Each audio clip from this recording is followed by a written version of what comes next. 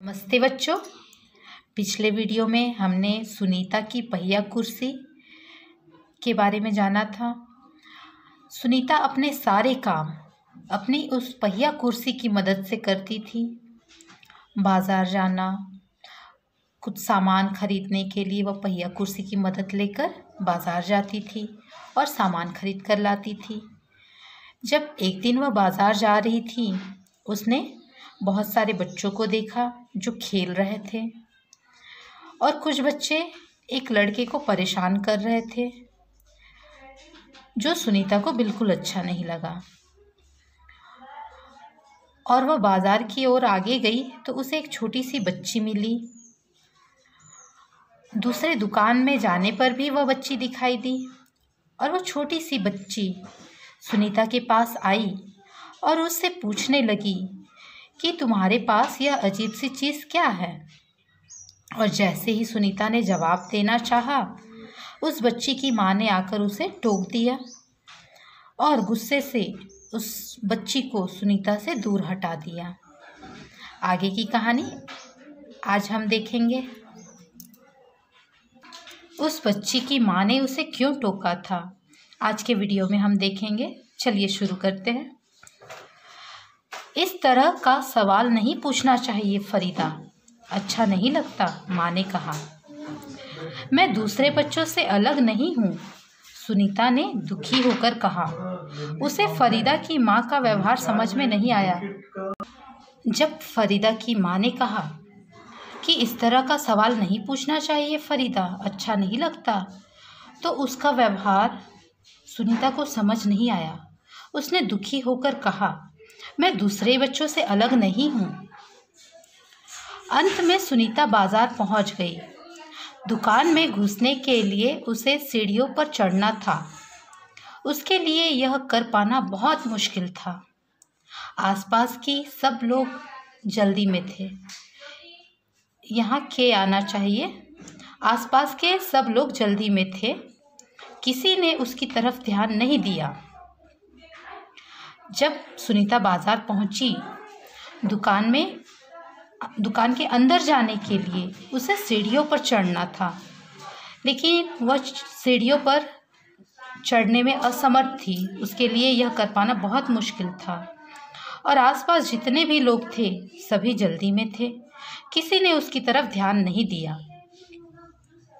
अचानक जिस लड़के को छोटू कहकर चिढ़ाया जा रहा था, वह उसके सामने आकर खड़ा हो गया।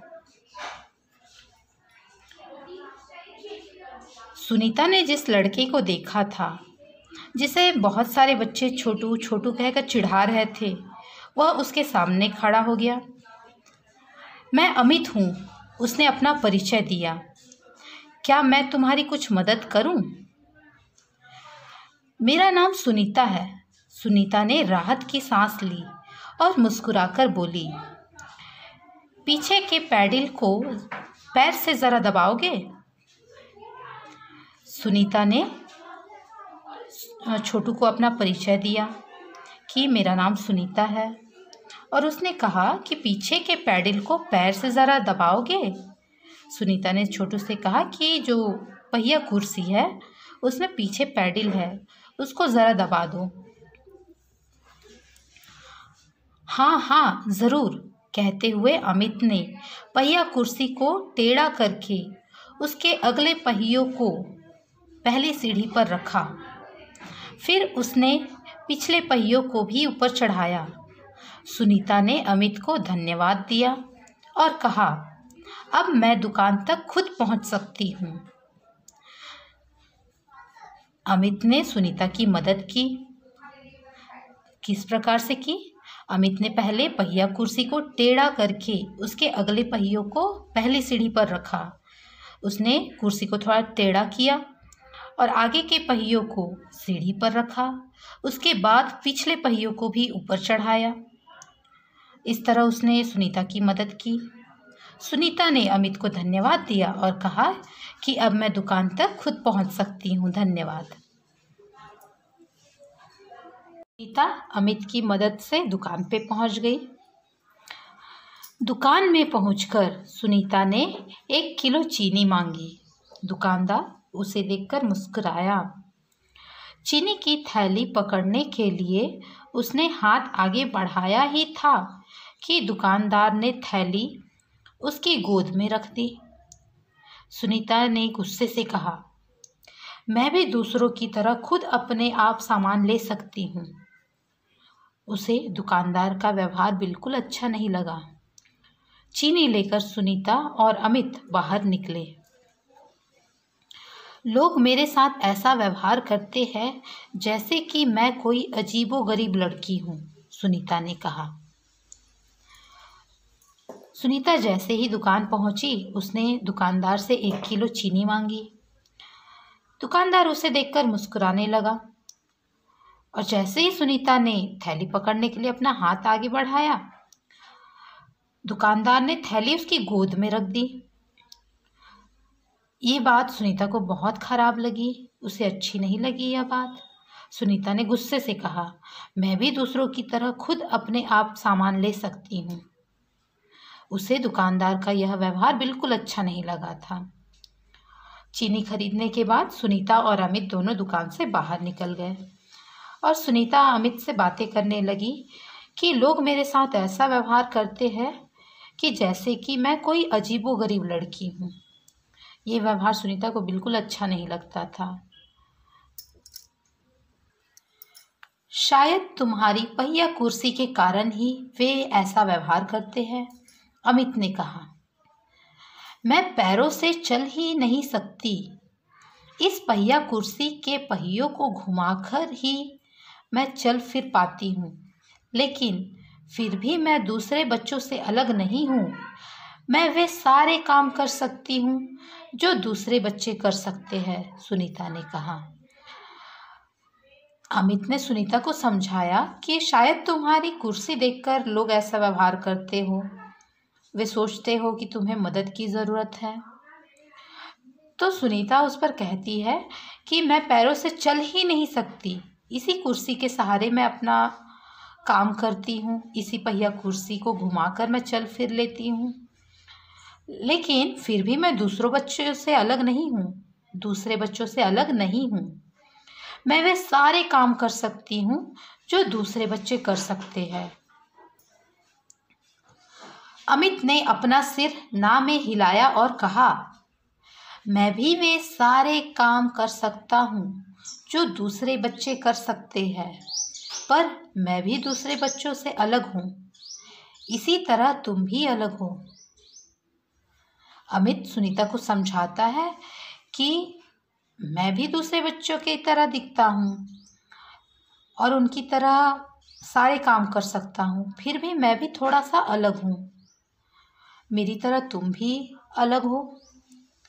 तो सुनीता कहती है, नहीं, हम दोनों दूसरे बच्चों जैसे ही हैं।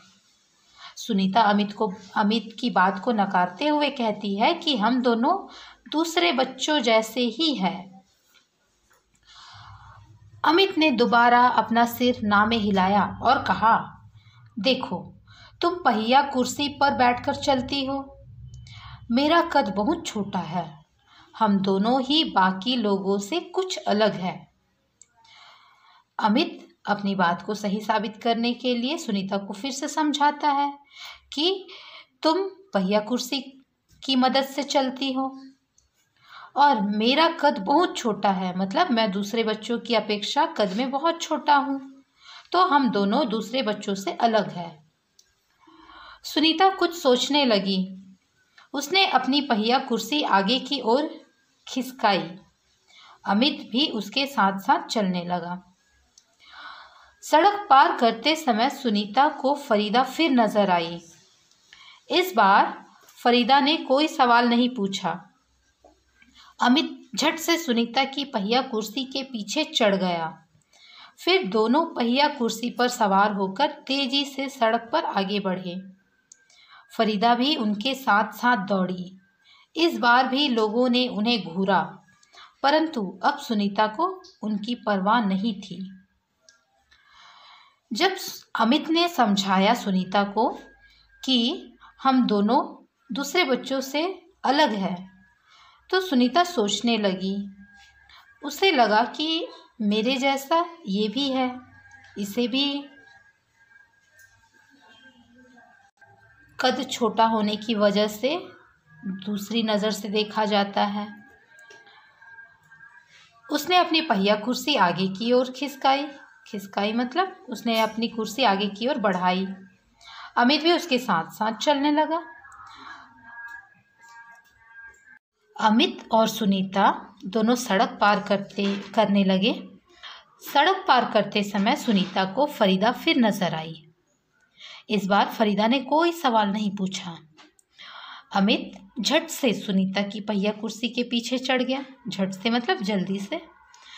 फिर दोनों पहिया कुर्सी पर सवार होकर तेजी से सड़क पर बढ़े। फरीदा भी उनके साथ दौड़ी। इस बार भी लोगों ने उन्हें घूरकर देखा, परंतु सुनीता को उनकी परवाह नहीं थी। अमित और सुनीता दोनों अच्छे दोस्त बन गए। तो बच्चों, इस कहानी से हमें ये सीख मिलती है कि हमें चाहे कोई भी कमी हो, लेकिन उस कमी को लेकर हमें परेशान नहीं होना है। हमें कोशिश करनी है कि उस कमी को हम नज़रअंदाज करते हुए अपने काम करें, मेहनत करें। ठीक है बच्चों, तो आप इस पाठ को अच्छे से पढ़ेंगे। धन्यवाद।